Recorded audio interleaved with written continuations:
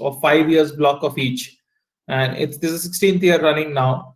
So my first tenure of 5 years was with three consumer brands. One was a B2B, and the other two were consumer brands. One was a B2B brand, which was Aditya Birla Hindalco. I was selling a product called aluminium roofing sheets. It was called Everlast, branded Everlast, and that was a B2B business used in industrial sheds across the country. My second stint was with Ranbaxy Consumer Healthcare. Now Ranbaxy doesn't exist anymore. It's the brands, etc., have been sold over to initially Daiichi Sankyo, and then Daiichi sold it to Sun Pharma. So I was the area manager for Delhi and Haryana, selling brands like Revital, Volini, Cherikov, etc., which are OTC drugs, which are not sold with a prescription technically, which can be sold off the counter. Third was a very interesting stint in the first 5-year block. I was a branch manager for United Breweries Kingfisher Beer for Haryana. A short stint of about 15 months, but possibly the stint which I cherish now as I look back on my career, because it taught me the most in 15 months. Probably 5 years of learning, capsuled into 15 months. So it was a great experience. The next 5-year block I spent with two brands. One was 3 years with a startup in India, Mars Chocolates, no longer a startup, a global confectionery major, but in India it was just starting up. So I was a third associate in the company. I started off the sales and distribution setup for Mars Chocolates in north and eastern part of the country. Then I moved to south, managing the traditional trade business for Nivea. Nivea as a product, as you understand, is more a winter-led product, because it's called cold creams, it's called body lotions, etc. And in South, it was a bigger challenge, because South doesn't see winters. Either you have normal summers or you have hot summers. So normal summer is the time when North India sees winter, and therefore in South, Nivea is not as relevant as a skincare product for like body lotions and your face creams, etc. It doesn't work there. The lead category there is deodorant, and deodorant is one of the most cluttered categories in India. So very interesting and a very challenging stint with Nivea in South as a regional manager for traditional trade. Last 5 years, now 6th year running, has been in fashion retail. First three and a half years with Pantaloons as the business head for East Zone. I moved to Calcutta, and after spending 3 years there, I moved to head office managing India operations. I was a part of the leadership team managing the retail operations for Pantaloons. Last close to 2 years has been with again a startup in Gurgaon, Iconic Fashion, where it's a lifestyle departmental store chain, somewhere positioned above Shoppers Stop in terms of imagery, and a little bit premium. So that's been the journey. I've more or less worked across the country. There's no place in India no major zone in India. In fact, I've worked in all the 4 zones. No major state which I have not worked extensively. So quite an in-depth understanding of the nuances of India, how things work, what are the cultures, what makes people work, and what I've seen consumer also from a different perspective altogether, because of the rich, diverse experience that I have got in the last 16 years now.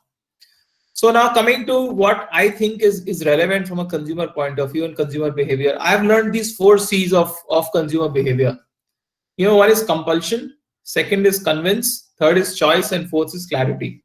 Now, I have observed this all 4 at different stages of my career in different stints that I worked in. That's why I gave you a reference of the stints where I worked in, because that's where I picked these things up. So first, I'll talk about compulsion. So remember this: compulsion, convince, choice, and clarity. It's a very short presentation. It's a very very easy presentation. There are no heavy slides. It's all pictures. So I'm sure you're not going to be bored by it. So my second stint was with the product called in Alcobev with Kingfisher, with the product beer. So now just a little context about the industry. So how this industry works is that there's a brewery which most states mandate the brewery to be set up in the same state. So for example, if you are manufacturing a beer in Tamil Nadu, you cannot sell that beer in Karnataka. So what state government's mandate is that the brewery has to be established in the same state, because this is governed by excise laws, and excise revenue is one of the largest revenues for the for the government. If you remember, during the lockdown period, there was a huge clamor for opening up the liquor vends, because the excise revenue comes directly to the state, and states' coffers were completely down because the liquor vends were also closed. So that is the reason why states mandate that brewery has to be present in the same state, because they earn a lot of revenue out of it. The way the supply chain works is that once the excise gives the permission for the brewery manufactures the beer and goes straight away to the wholesaler, and wholesaler has got the license for a typical district. So there'll be different districts in the state, and you'll have a particular district, and this I'm talking specifically about Haryana, where I was the branch manager. So there are 20 districts in Haryana. So each district is going to have a license. Let's say there are 20 licenses, which is mandated, or 10 licenses. Anybody can go and pick up that license. So you become a wholesaler. So you can distribute it to liquor vends. From wholesaler, it goes to the liquor vends. So, and wholesalers require permit to operate in this business, because it's all regulated by the government. And then the wholesaler supplies to liquor vends, which are called L2s, and wholesalers are called L1s. Now, liquor vends are also mandated by a certain government law and rule that they have to be present at a particular place only. It's not that a liquor vend can be present anywhere and everywhere of the choice of the person who's running it. So, let's say in a place like Gurgaon, or let's say where you are currently located in Ranchi, there are going to be 35 spots or 40 spots which are already earmarked, which are going to have liquor vends. Now, liquor vends cannot be present other than those 40 spots. And every year, what happens is that these are 1-year licenses which people auction for, they bid for. Once they get the license to run it for 1 year, after 1 year, that can again change hands. So it is not mandated that once somebody is running this liquor shop, he's going to forever run that liquor shop. Generally, licenses are given for 1 year. So this is the context of the industry, beer industry, which I was a part of, regulated industry and restrictive distribution. Because see, what happens is that as a company, as a brewery and as a manufacturer, if I'm not supplying to a certain wholesaler, that wholesaler is not going to supply to the retail vend, which means that the product may not be available at the retail vend, and therefore the challenge of from a supply point of view is much larger here than from a demand perspective. So supply is stronger than demand here from a supply chain point of view. Now, coming to what happens in beer industry from a consumer point, this is from a manufacturing point. What happens in the consumer point is that beer sales is directly proportional to the temperature. So higher the temperature, higher the sales. The 60 to 70% of the business happens from the months of April to July. The moment rains come in the month of July onwards, and when it starts to get a little cold by September, October, beer sales just plummet. So the season, there's a very high seasonality factor. So that is one particular thing about beer. And second is that beer is always consumed chilled. You cannot have a lukewarm beer, or you can't have a beer which is not chilled. Generally or 99.9% of the consumers want beer to be chilled. Now, what happens is in this industry, very, very typically, and if you go to a retail vend, if you go to a liquor vend, and then you ask for, let's say you've asked for Kingfisher, and the retail vend owner says that Kingfisher is not available. You have, I have only Hayward's which is available.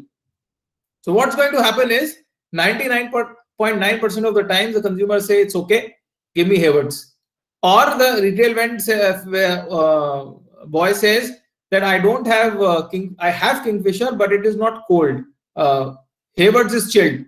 Again, 99.9% of the times consumer will say that okay, give me Hayward's. Because from a consumer point of view, he knows that, as I told you, there are earmarked places. The next liquor vend may be 2 kilometers away, 1 kilometer away. He's going to take out his car, drive there, may find, may not find. So nobody wants to get into that hassle. So what I'm trying to tell you is there's a high degree of replaceability in this industry, which means that the brand loyalty is low, functionality is high. So everybody is most probably having beer to have a good time, which is low on alcohol, doesn't make you tipsy after maybe a couple of beers. You can still be okay.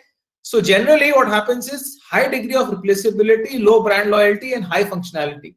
So this is what, as I was telling you, first lesson for me was compulsion.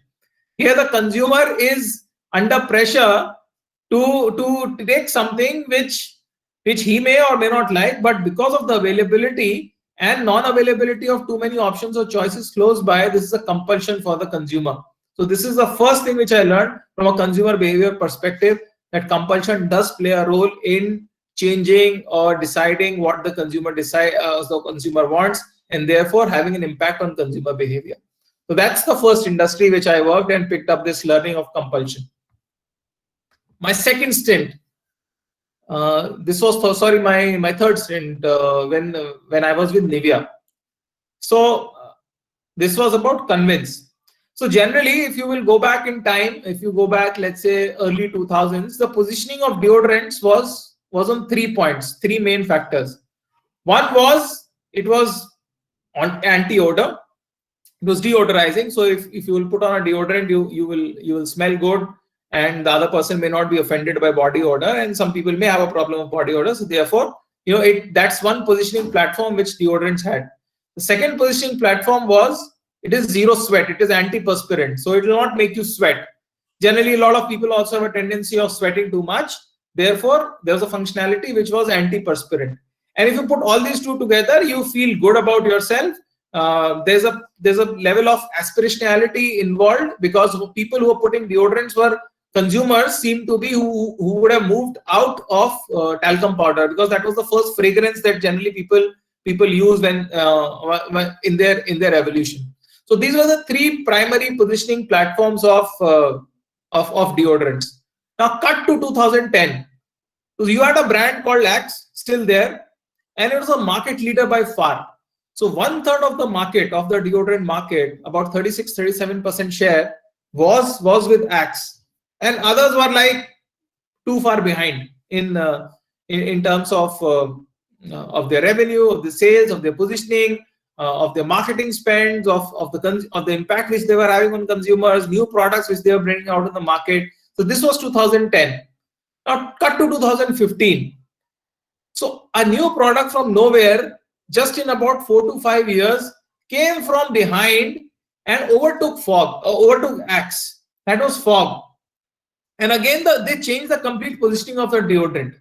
What they said, if you remember, I'm sure you would have seen this ad at some point, is that Fog contains 0% gas. And the ad picture I put, they put 2 glasses and they put Fog and the other deodorant was all gas. Fog was not all gas, which meant that it had a lot of fragrance and perfume inside it, which meant that it can carry on for 24 hours once you put it, and not like other deodorants which will go away after a couple of hours, and again the body odor starts to come in, and if you got to change that, you again have to put on a deodorant. So what it meant was that it changed the complete positioning of the deodorants which was there in consumers' mind to fragrance 24 hours and no gas. So this was a brilliant move by Fog, which dethroned possibly the toughest brand to upseat from their position, because of the marketing muscle, because of the sales muscle of Hindustan Unilever. And it's very difficult to do that to a brand from their stable, by a completely unknown outsider brand run by one local businessman from Ahmedabad, Vrini Cosmetics. So I think that's where you understand that how the consumer positioning shifted and the consumer behavior shifted to getting convinced by some functionality of the product and positioning of the product which was not previously seen by them. Again, they did a brand extension by coming out by Fog Black. That was the first time. Simple understanding that in India, deodorants, a lot of consumers don't put deodorants on the skin because they feel that the skin may get a rash or it may get itchy. So a lot of deodorants are put by people on their garments, on their clothes. So therefore, Fog had this understanding, very commonsensical understanding, everybody knows this, but nobody acted on it. So then they came up with a proposition, Fog Black, which you could either put it on the skin or you can put it on the garment, and it's not going to harm your garment. Because generally what happens with deodorants is, if you put deodorant on your apparel or cloth, that spot becomes white, and therefore it obviously it's very difficult for the garment or the cloth to come back to its original color if deodorant has been put there for 3-4 times or 5 times, then it loses its original color at that spot, and there's a spot which comes up. So Fog had that understanding, completely changed the positioning of the market. Until now, they probably are about 15% share, and the market leaders. They've got a lot of innovative products in this portfolio, in this category. So again, dethroning a market leader and then coming up with a completely new positioning platform and changing the consumer to win them in their favor by only one thing, which is convince them by some functionality which they had not seen before. This was my second learning of in my stint of Nivea. Third was something which I did very proudly. I executed that in when I was working with Pantaloons in Calcutta. You are in the eastern part of the country. You know how big Durga Puja is. I think a lot of you will be still in their homes because of this COVID thing. But whenever you go back to your campuses, and Ranchi is a big market because a lot of Bengalis live there, and Durga Puja is quite big in Ranchi. So my learning in Pantaloons was, so Durga Puja is essentially a 5-day festival.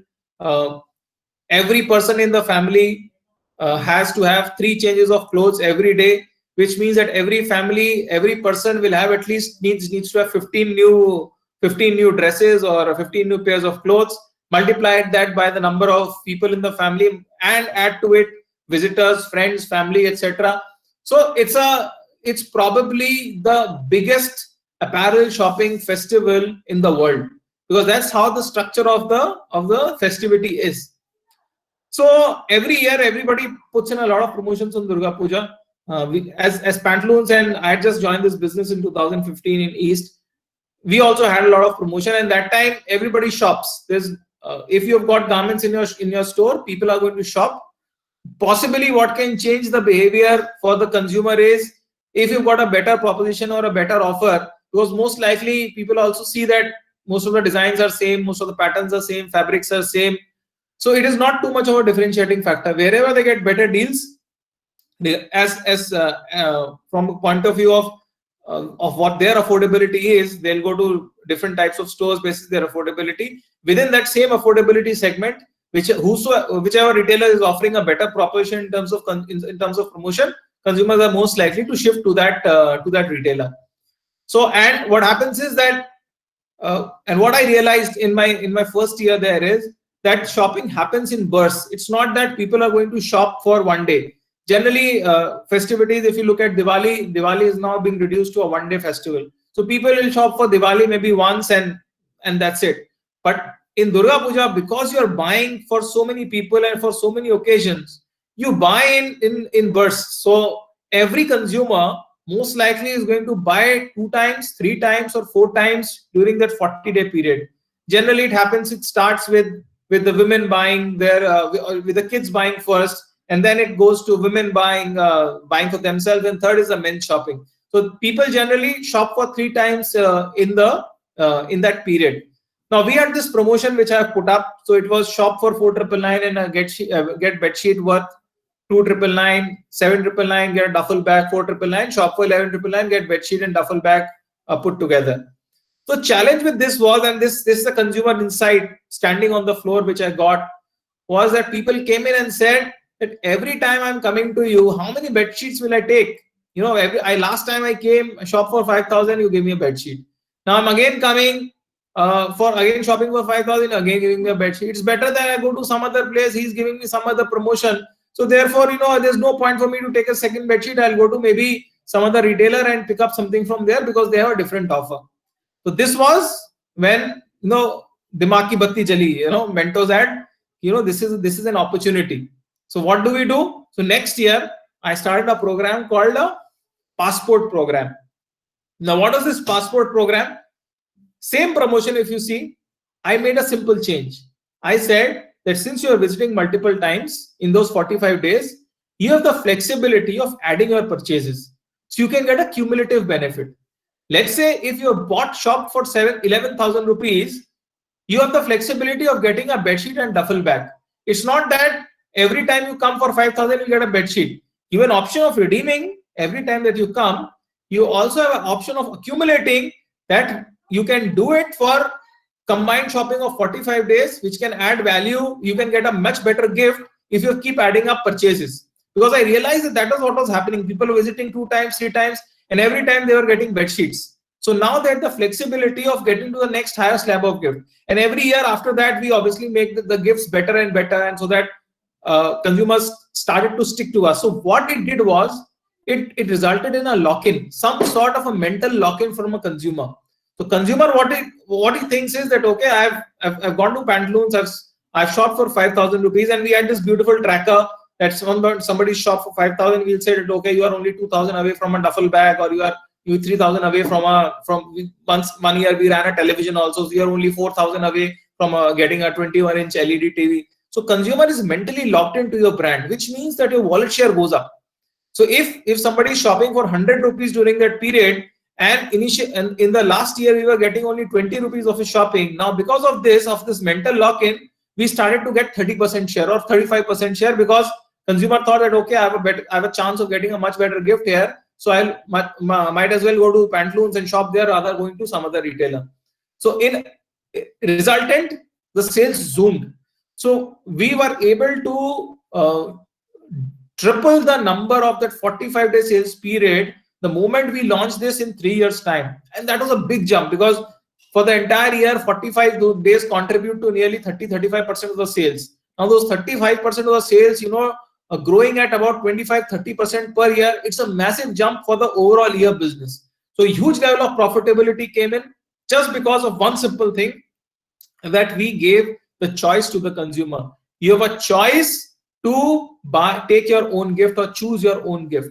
So that was the platform which I used, from a consumer behavior perspective, simple understanding, simple insight, and giving it the choice to the consumer that you can avail these better gifts, and it started to roll into results. So that was what I did in Pantaloons, and that's the third C. Now coming to the fourth C, which is clarity. Customer loyalty. I'm sure you also and your parents also would be members of. You would be shopping at a lot of places, and you become automatic members the moment you share your mobile number. So every Saturday morning you are bombarded with this. You have got 500 points, you have got 400 points. Today your points are expiring, or we are giving you another 500 points for shopping today. Point system has probably become the most abused loyalty-based program in India, just because nobody knows what is the value of those points. Now some retailer has per point a value of 25 paisa, somebody has 50 paisa, somebody has 1 rupee, somebody has 10 paisa. So from a consumer point of view, it's all very confusing. And there is no value that people attach to something which comes so free, that there's no value. Points is all useless, and therefore most of the people don't even end up redeeming their points. This was what was happening possibly maybe a couple of years back. Now cut to what's happening today, or maybe in the last 1 or 2 years. Nobody would have thought that people are going to pay maybe 300-400 rupees per month subscription for Netflix. Nobody thought that people are going to pay 290. I think it's Prime membership is 999 for the year. For Amazon, you're going to pay 999 for the year. Nobody thought that Indigo Airlines will have a fast forward program. So having a loyalty program in the airline industry was a necessity. Everybody had it, from Air India to Jet Airways, Jet Platinum, everybody had it. But Indigo does not have a loyalty program. What Indigo does is that Indigo says that there's a basic level of great customer service for every customer or every passenger who's coming in. Anything extra, you need to pay more. If you want seats with extra leg room, you need to pay 600 rupees. You need to eat, you need to consume food, eat food, you need to pay extra. You want your baggage first, you need to pay extra, which meant that the Indian consumer is slowly moving to subscription platform, which means that you pay something and you get something in return, which is completely clear. So in fast forward, for example, of Indigo, if you're paying 600 rupees, you are going to get those 12th row or the 13th row, which are extra legroom seats, or you're going to get row number 1, which is extra legroom seat. So the transaction is very clear. In point-based system, the transaction is not very clear. It's all opaque. Somebody is giving some points, somebody is giving some points. Point gets redeemed somewhere. Points don't get redeemed in end of season sale. On some garments, the points are not available. So what consumer likes is clarity, which means subscription. There is no consumer is saying today that, okay, I'm not ready to pay something extra, but as long as I get something which is completely crystal clear for me. Same thing is with Netflix, same as with Prime, Amazon Prime. So in my current stint, what we did was, and we've launched this successfully, and it's a huge hit everywhere. We also had this point-based loyalty system running for Iconic, and I saw it that it was not giving us any desired results. So what we did was we came up with something which was subscription based program. So what the consumer has to do is, you're assured of great level of service just like Indigo for everybody.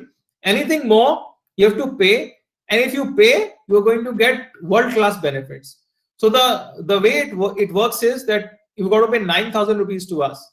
The moment you pay 9,000 rupees, what you get in return, immediately in return, is this red colored bag, MRP 14,000 rupees. It's a Tommy Hilfiger, great looking bag. So this is immediate gratification, complete clarity in the transaction. Secondly, what you get is, you get 10% discount on your bill from that transaction for the next 365 days. Again, complete clarity. So it comes on your bill that your savings today, becoming a member, Iconic by Choice member, is so much amount because you've availed of this. And third is your birthday shopping of 5,000 rupees on these 10-12 brands which are our private label is free. So what it does is, it's complete clarity, in terms of transaction. There's no ambiguity of point system, having so many points, getting lapsed, getting reminders on Saturday morning. Now, my learning was that once consumer is paid to us, there's complete clarity. Secondly, there's again a mental lock-in. He knows he's invested in Iconic. So every time that he wants to shop, he or she wants to shop, their first choice is going to be Iconic. For example, if somebody has got 3 credit cards in their wallet, what happens generally is that one card will be most used, second card is going to be like 20-25% used, third card will be hardly used. So the most frequently used card is the one on which your benefits are the maximum. Benefits could be in terms of rewards, could be in terms of your payment cycles, etc. But that is what the consumer behavior is. From a benefit seeking perspective, he needs complete clarity. She needs complete clarity in what they're getting.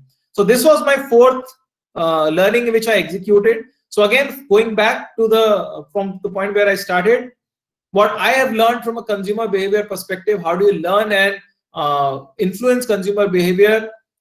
4 C's: compulsion, convince, choice, clarity.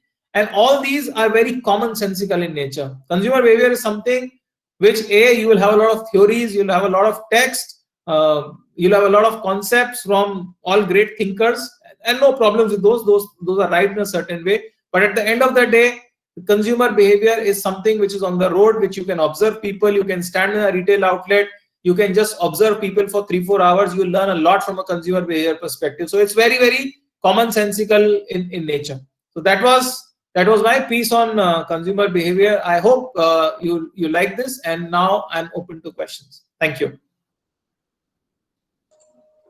Thank you so much for such an insightful session, sir. So I request participants to raise their hands for having questions, if they have.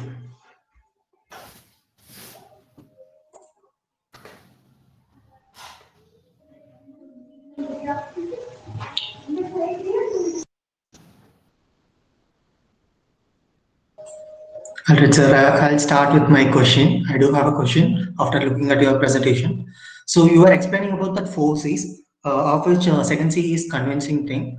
So for convincing the consumers, like that they are gas-free thing. So we are studying all those concepts after knowing these, it has an history. But how do we can able to find those convincing points in advance?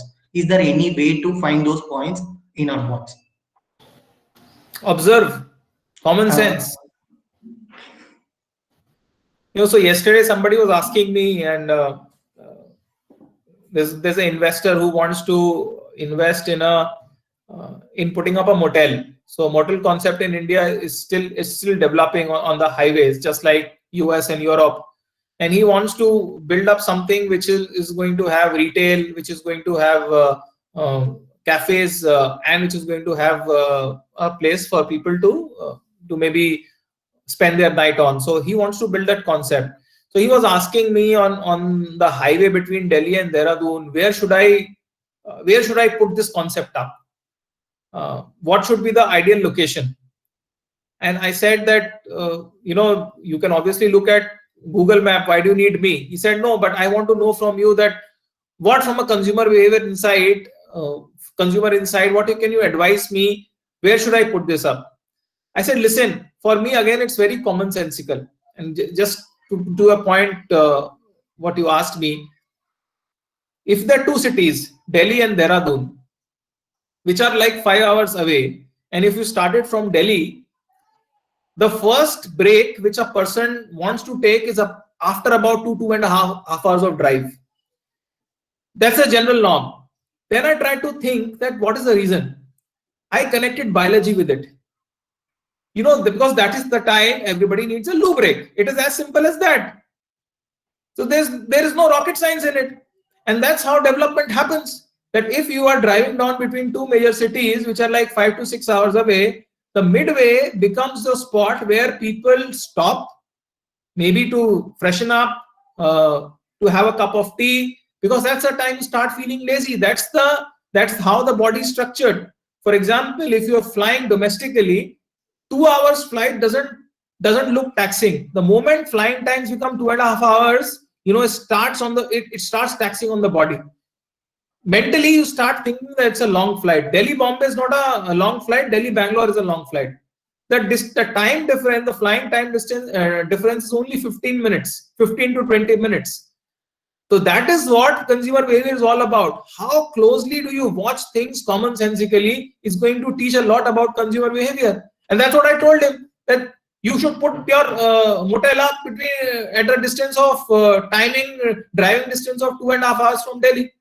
That's simple, because that's the place people are going to take their first break once they're driving on the highway. Thank you, sir. Do anyone have any other questions?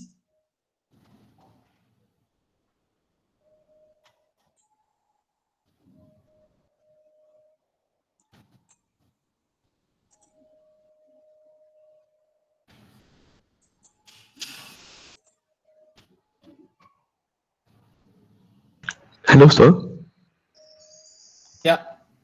Yeah, sir. So I just wanted to know your perspective on factors that will shape consumer behavior in coming days. Means, will consumer behavior will also get decided upon by the oncoming of the artificial intelligence and the machine learning algorithms? Will those play a factors? See, artificial intelligence, machine learning, neural networks. Now, these are supposed to mimic how the human brain works.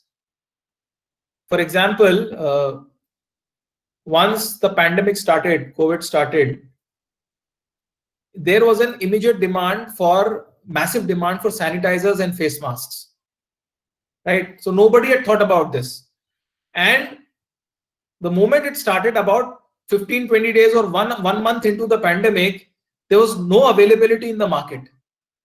Point is that when this was just starting, let's say in the month of February, when everybody had started to get some sense this is going to happen, or maybe late February, when people got to know about it.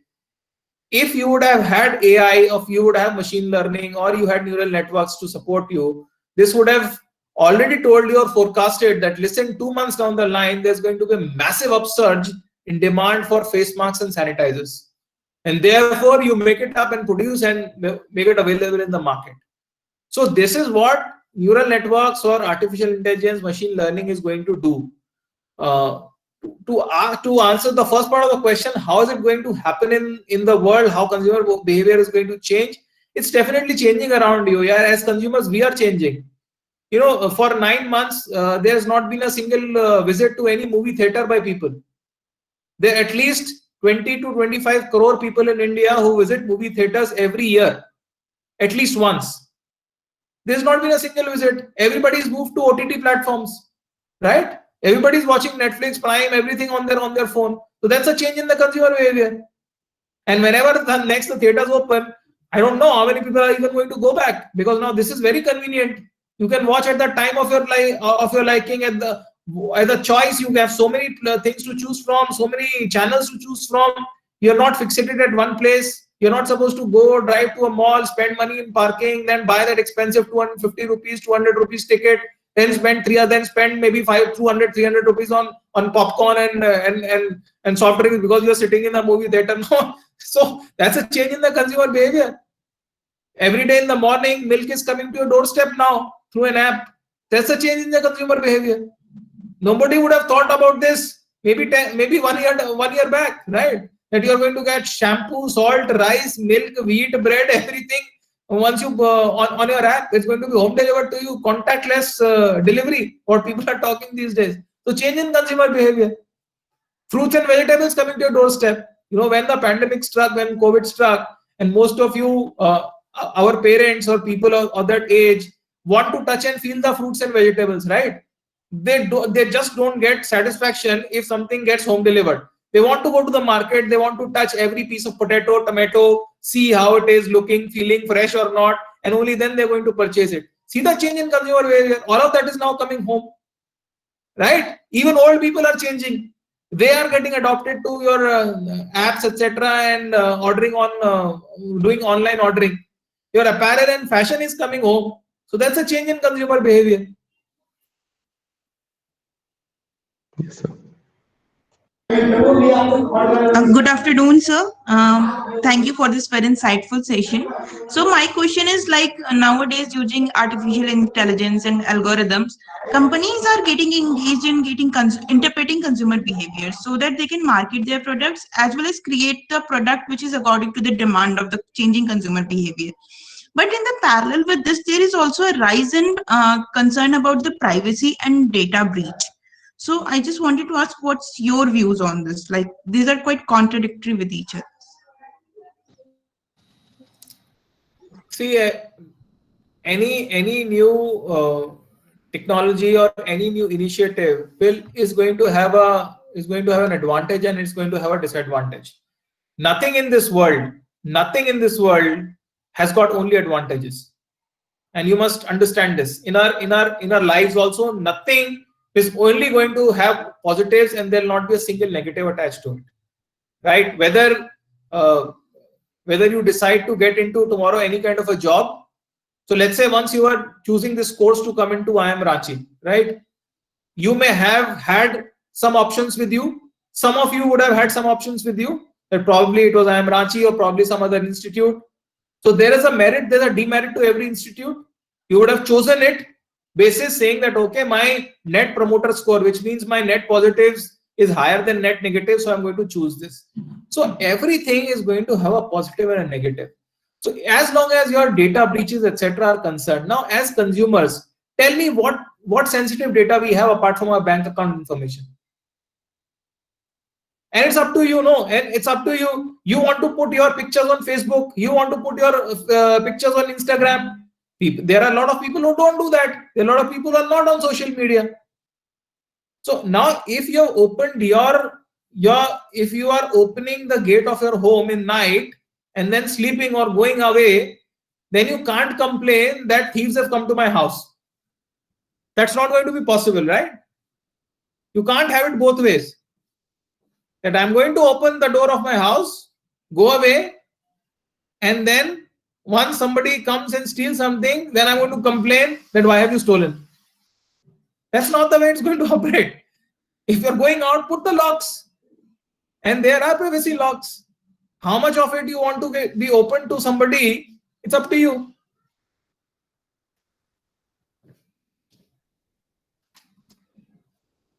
I would like to ask a question. Sorry for not switching on my video due to network issues.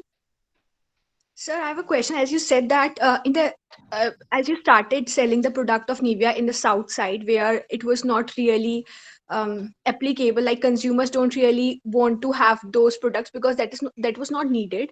So in the initial few days, there must be some time where you are feeling like it's just waste of time. Why the company has given me this area? So what were your mental challenges and how you strategize everything?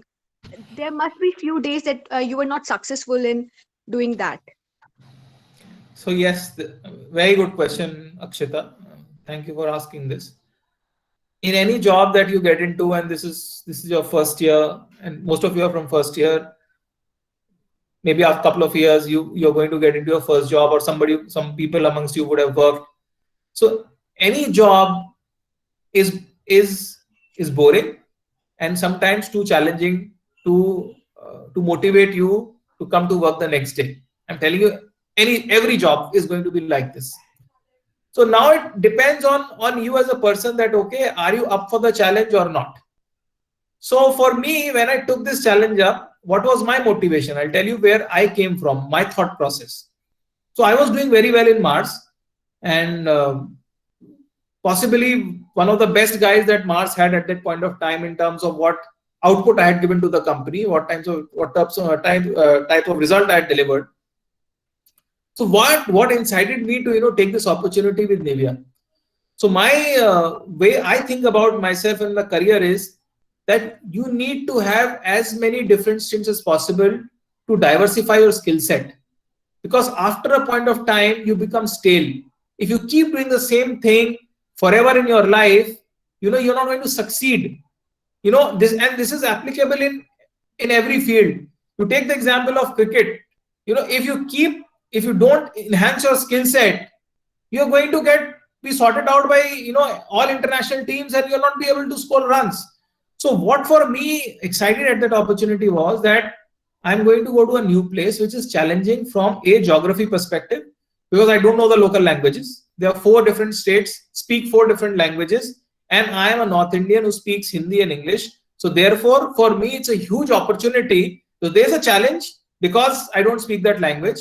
There's an opportunity that I have to still manage this and manage it successfully. Therefore, it gives me an opportunity to learn about the culture, to learn about people more, to learn about what drives these people.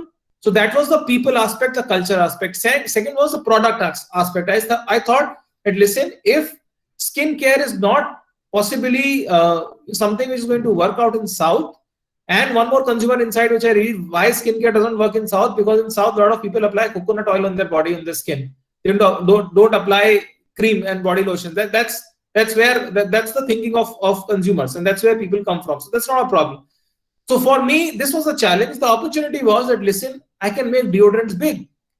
If Fog can dethrone somebody of the caliber of HUL, it's an opportunity for me to grow my market share of my product in these markets. So I looked at it from an opportunity perspective. Now every person will look at a situation from challenge and opportunity. Again, your net opportunity score should outweigh your net challenge score. So the moment you have that, you're going to look more at it as an opportunity rather than a challenge and something which is going to demotivate you. Thank you so much, sir. That was really insightful. Do anyone have any other question? Sir, I would like to ask one question. Thank you, sir, for the session. My question is, there is great example you given about the Fog, how they position themselves. So also Nivea failed sometime, like 2012 advertisement in the Europe and in Africa also. There is a campaign they ran for the color discrimination happened, so they failed in the position. Same way, Tanishq, this year the advertisement was a controversy. So they this as such a big brands, and they failed doing such a consumer research and all. So what were the reasons that you failed, like they failed? Because not always any company can position themselves properly. So how we can success, or what is the reason for them that they failed in those campaigns? The problem is market research.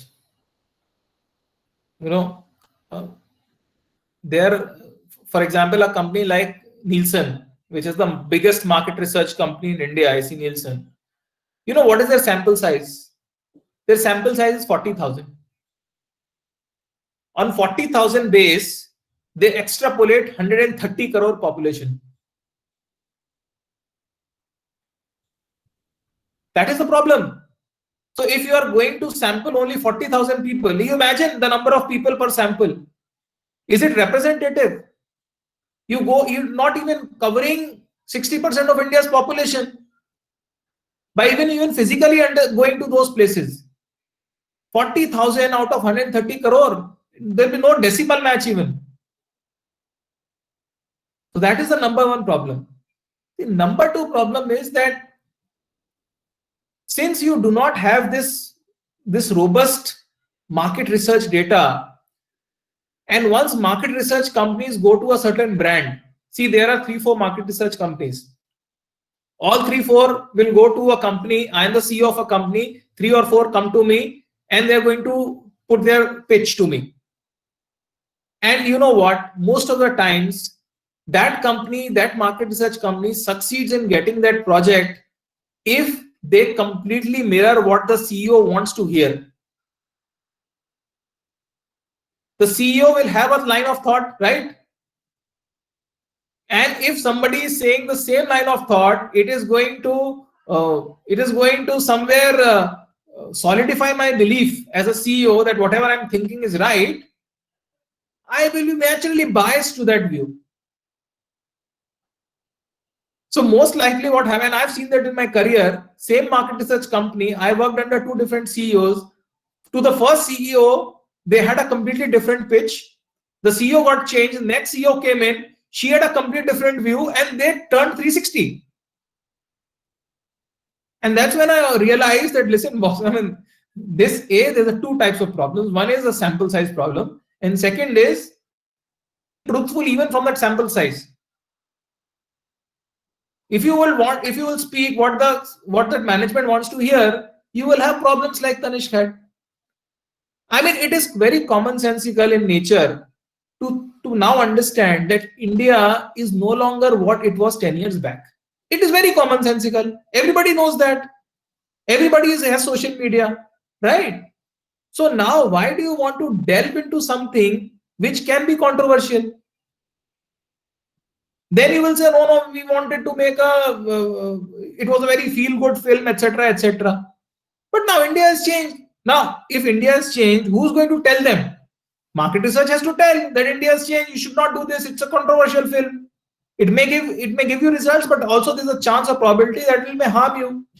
But because the management would have thought that it's a great film and it's a great concept and a great theory, so therefore we must do it.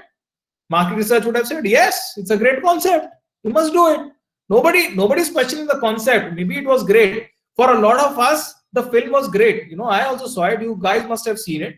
The film was great. Concept was great. But the context has changed. Everybody needs to understand that. Good, bad, ugly, there's no debate whether it is good, bad or ugly, but the context has changed. That contextual change has to be communicated to the management in the right perspective, which does not happen. If it does not happen, this is the result which comes. And then not even failed once, they failed the next time also. Next time also they had the same problem. They came up with another film which they had the same problem next time.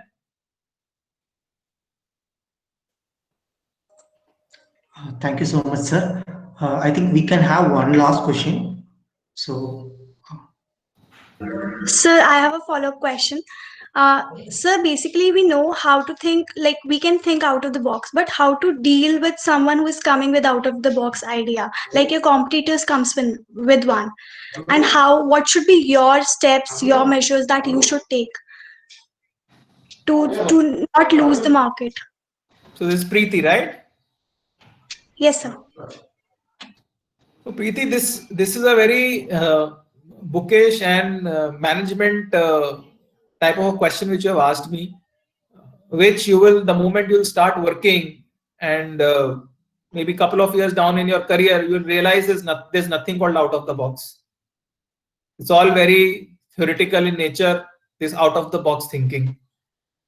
If you will hear me out, and if you see my presentation, it is all very commonsensical.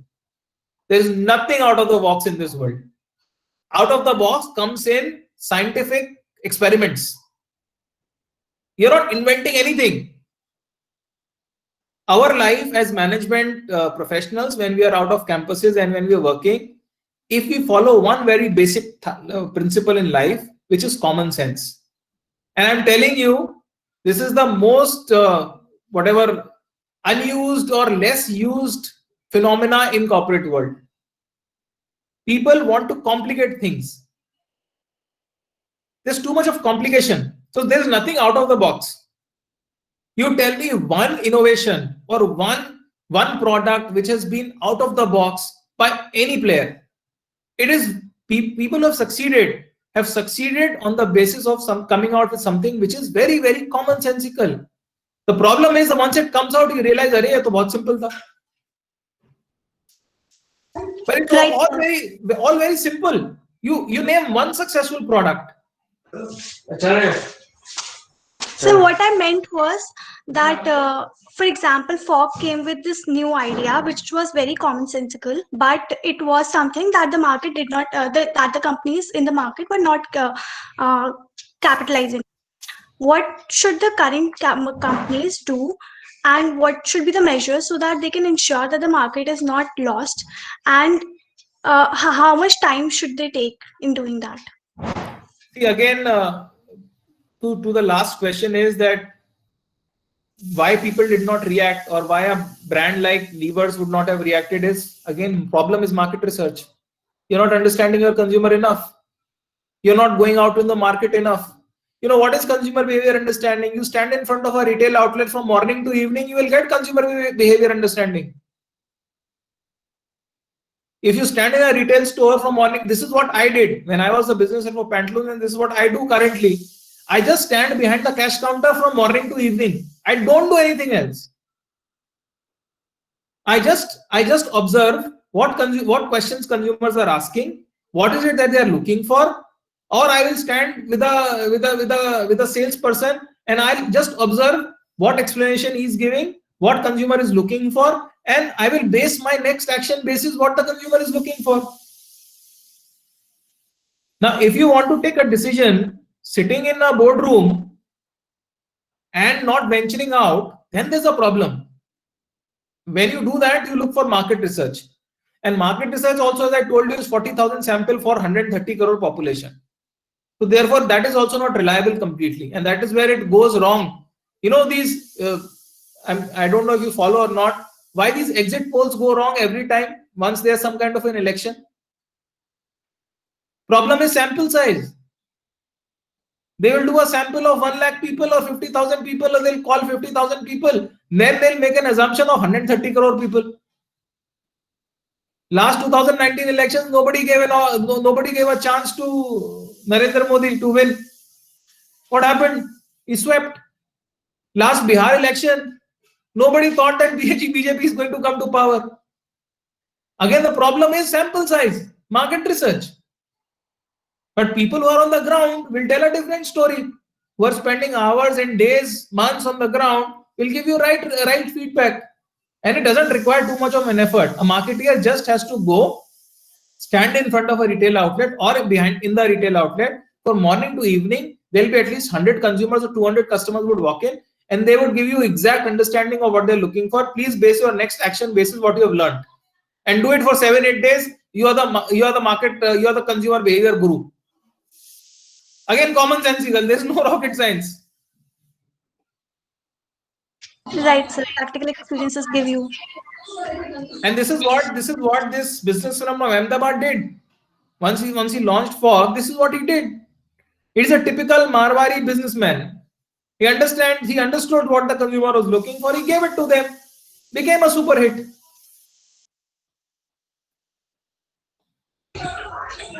Sir, I also have a follow-up question here. So there are various companies who invest a lot in market research, and they do hire employees just for market research and analysts. So what is your take on the heavy investment that companies do? As you said that it is very easy for you just be on the other side of the counter and study the consumer. So that does not involve much kind of investment. So what is your take on the companies that invest heavily?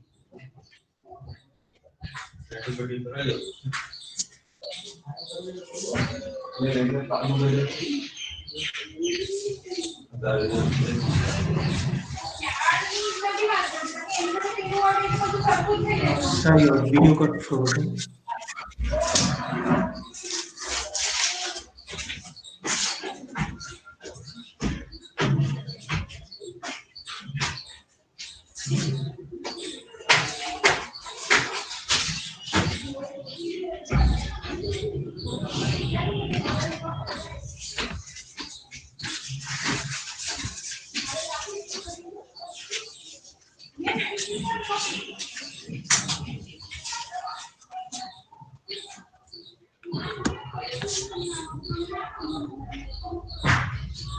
The power went off for sir. Actually, he'll be joining in a moment. Please do stay on the call.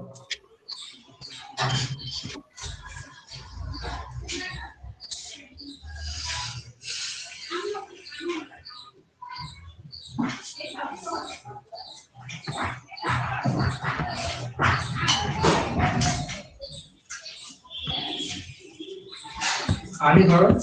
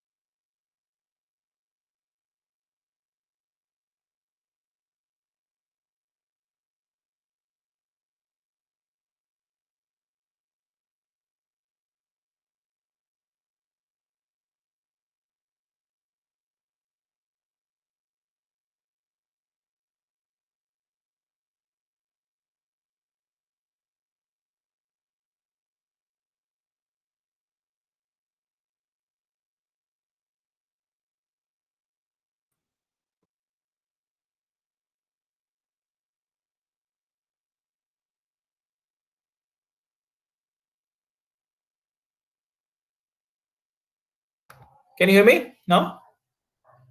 Yes, sir. We can hear you. So what I was saying was that any investment in market research is good because it compares. If you compare it to making a wrong product and marketing to the wrong set of consumers, the cost is going to be so high.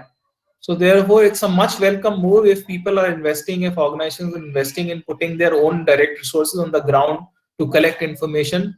I think more and more people should go this way, because whosoever is doing it have also realized that market research companies is probably not the only set of information that they can base their decision on.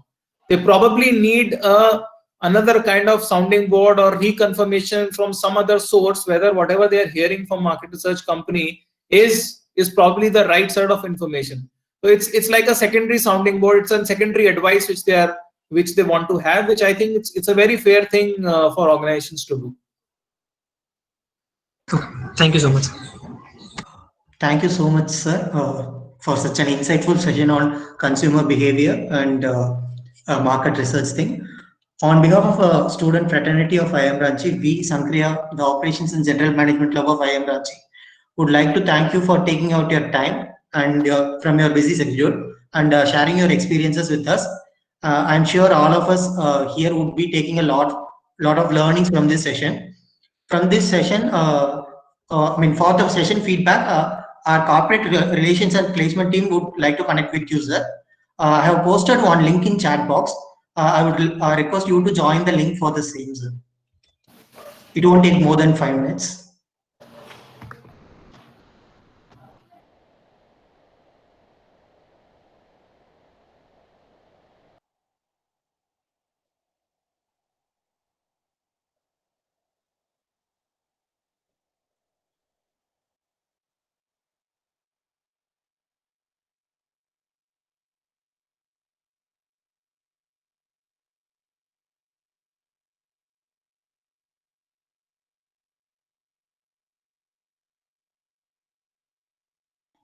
Hello.